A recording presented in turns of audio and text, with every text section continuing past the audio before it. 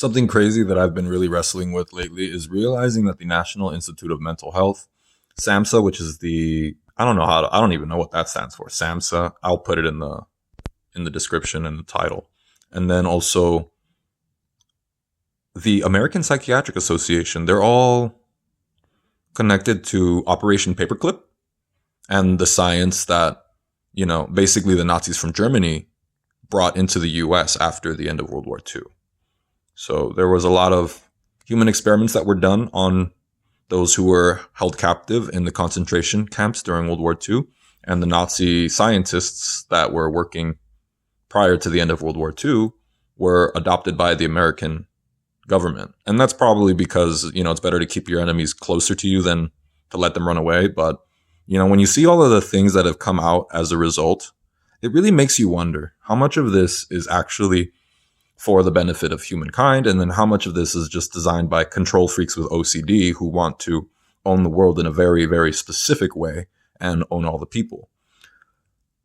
I'm against all of that, really. And even though I'm a psychology student, it's been kind of a shock coming to the realization that psychology as a field of study isn't actually all based in Nazism. However, modern psychology is definitely heavily influenced by Operation Paperclip. So psychology after the 1940s, I want to say, became infiltrated by the Operation Paperclip researchers. Not saying that they were all bad. Maybe some of them were just following, directions and orders, but still, there's something kind of troubling about that. It's like, you should have resisted. Why didn't you resist? Why did you keep following orders, And that's connected to the spiral of silence in Nazi Germany that basically allowed Nazi Germany to come into power, is this following of orders and this fear of persecution or retaliation for not following orders, right? Because if you have family, if you have kids and stuff, then your life is way more capable of being held hostage, right? So yeah, it's hard for me to come to grip with this, but that is history for you. Now, how are we getting out of that direction, reorganizing as we the people of the United States? I don't know. But I do have faith that there are more great people out there and more people who are willing to, speak up about a lot of this and encourage change, right? Psychology in and of itself isn't evil, but maybe what some people use it for is just it's not practical to a society, right? It's more practical to an agenda. And how can we make psychology more practical to a society or a civilization? That is where health psychology comes in my opinion. And that's why I'm glad I chose that field. So, yeah. The funny thing about all of this is really just noticing how much of today's history is influenced by the outcome of World War II and the outcomes of the Holocaust, right? And today's society, seeing what's happening in today's society, it just makes me wonder, where are we going as a species, the human species?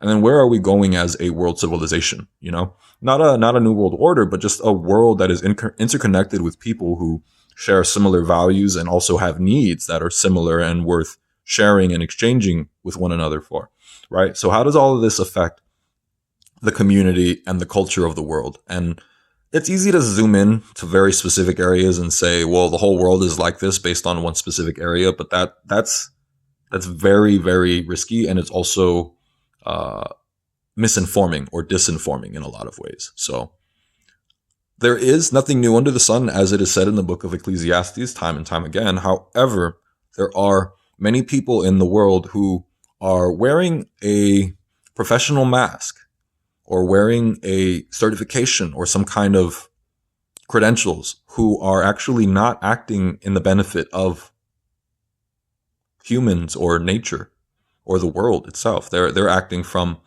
a completely biased, bipartisan. I don't know what I'm saying. They're acting from their intellect, and when you act from your intellect, there's just so much that you end up missing or losing in translation. So you all be good. Stay away from the flies. And when the flies come near you, make sure you clap and slap them away, because there are certainly pests in the world. And the Nazis think that there's a very specific group of people that are pests, and there are also people who believe that humans are like lab rats, or people who believe that humans can be test subjects, or what would you call it? Guinea pigs. And this has been throughout all of history, right? Like, how else did we find what was edible and what was not edible? Who was put on the chopping table to, do the one thing that nobody else wanted to do, right? And this is something that when you look into the Holy Bible, it always goes back to Lord Jesus Christ dying on the cross for sin. And he was resurrected 3 days later as the victory over sin and over death. He was a scapegoat in a lot of ways. But he did it so that we can put an end to human sacrifice and other forms of harm that are perpetuated by our own thinking, our own limited thinking and our own limited understanding, our own emotions, our passions, Somebody could say that it's the enemy that's at work, and I wouldn't want to give the enemy that much credit. I think people are just misguided, very easily misguided by themselves.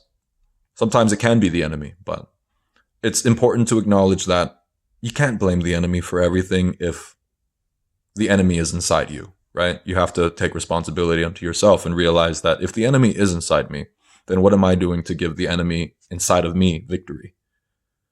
I hope that makes sense. I've gone on a ramble. I've talked a lot. I gotta go. I'll see ya. Bye.